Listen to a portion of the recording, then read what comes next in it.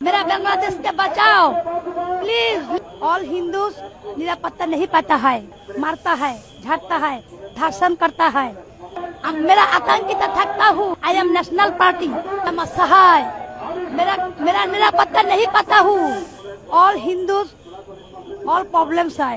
All Hindu संप्रदाय आतंकित थकता हूँ। ऑलवेज मौलवादी इसके ऊपर इसका। এই মহিলাটির নাম হচ্ছে চৈতালি চক্রবর্তী। নাম শুনে অবশ্যই বুঝে গিয়েছেন যে এই মহিলাটা হচ্ছে হিন্দু মহিলা।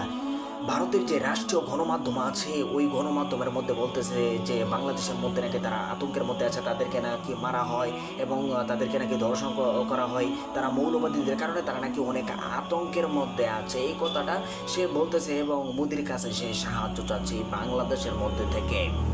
আমরা তাদেরকে এত আদর করে রাখি আর তারা আমাদের উপর গুজব তুলে দেয়।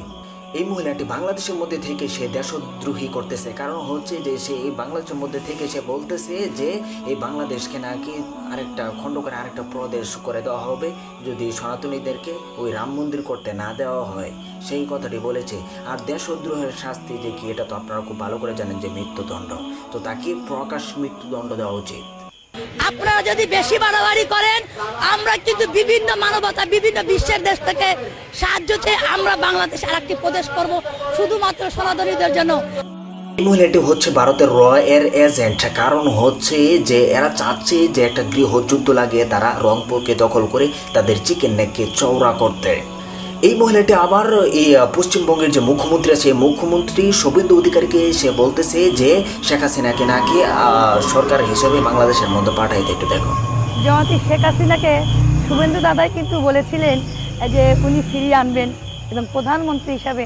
তাই এইটা কিন্তু আবারও পুনরায় এই বক্তব্যটা বাংলাদেশের প্রতিটা আনাচে কানাচে মানুষ আবার সেই ফেসবুকে ভাইরাল করার চেষ্টা করছে এবং ভাইরাল হচ্ছে। আমিও আশা। আরও কিছু বক্তব্য শুনুন যে সে সমন্বয়কদেরকে হুমকি দিচ্ছে। 5 আগস্টের পরে সে প্রকাশ্যে সমন্বয়কদেরকে হুমকি দিচ্ছে এবং উসমান হাদিকে সে জঙ্গি বলছে। একটু দেখো, জয় বাংলা, জয় বঙ্গবন্ধু। ইউনুস বাটপাটা তো পালিয়ে চলে গেছে, কোনো অবস্থাতে সমন্বয়কারীরা পালাতে না পারে।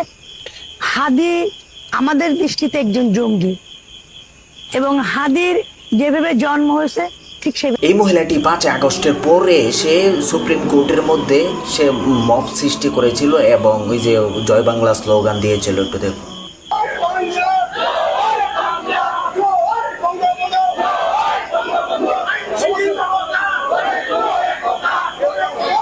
আবার সে বলতেছে যে জুলাই জুলাই বললে গণ ধুলাই হবে। এই যে দেখুন কি বলে তার মুক্তি শোনো, জুলাই জুলাই বললে গণধুলাই হবে, সেই দিন চলে আসছে। এখন তো বুঝতে পেরেছেন যে হিন্দু আর এই যে আওয়ামী লীগ দুইটা এক হয়ে গিয়েছে। মানে কি হিন্দু এখন আওয়ামী লীগ রূপে বাংলাদেশের মধ্যে ফিরে আসার চেষ্টা করছে। আমরা বলবো তোমাদের চেষ্টা সম্পন্ন হবে না, তোমাদের চেষ্টা ব্যর্থ হবে।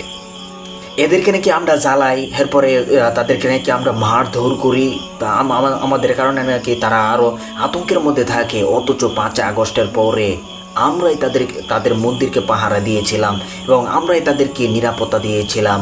তোমাদেরকে বলতে চাই, আমাদের এই সহানুভূতিকে তোমরা দুর্বলতা মনে করিও না। তোমাদের মতো উগ্রবাদী হিন্দুদেরকে টাইট করতে